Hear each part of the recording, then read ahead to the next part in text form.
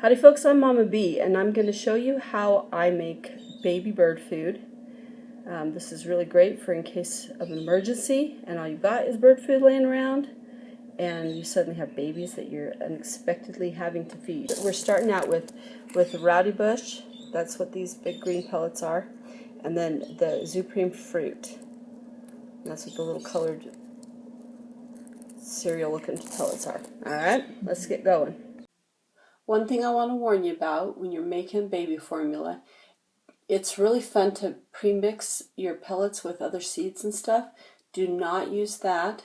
You don't want the seed shells and any other things that birds don't normally eat and don't swallow to cause any problems with their digestion. So just be sure that it is a full nutrition, healthy pellet, not a blend with other things, because keep it healthy. And baby birds, they have tender tummies and you want to help make sure that it's food that they can process all of it. So that's just a big warning that I would give you when making your own formula. For this project I like to use a Cuisinart coffee grinder. It is really great at turning it to a fine powder, and that's what you want. So just put it in. I fill it usually to just right about the silver cup, so it just stays within that silver cup, and then grind it up. Makes it an easier batch that you can handle all the powder. So this is the pellets. That's Zupreem and Roudybush, just as it is. Let me just put it in here.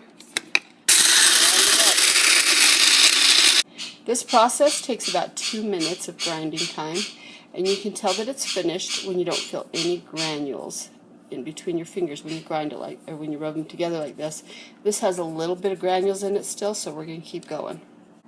You'll also notice that the color is getting lighter. It's getting a more milky color rather than the darker granule colors. And this is how you know you're really close. This would be within the acceptable texture. And the reason you want it well ground is so that when it shoots through the syringe, you don't have any clogs. Then I just put it in a Ziploc bag, store it. Freezer bags might be a little bit better, they're a little stronger, but just put it in that, squish all the extra air out, and grab a little scoop or something, and it's ready to feed. And then you just mix that with your warm water to the right consistency. About the thickness of a thin gravy is perfect for baby birds. And as they get older, you can do it a little bit thicker, it's alright. But this will get them through. This formula can last on the shelf for a couple of weeks, no problem. If you store it in the refrigerator, it will last longer, and in the freezer, even longer. So this is something you can have on hand in case of emergency, and it's a wonderful thing to have. If you don't have a coffee grinder, you can crush them in a blender or a mortar and pestle, or you can, go old-fashioned and just grab a hammer and a bag.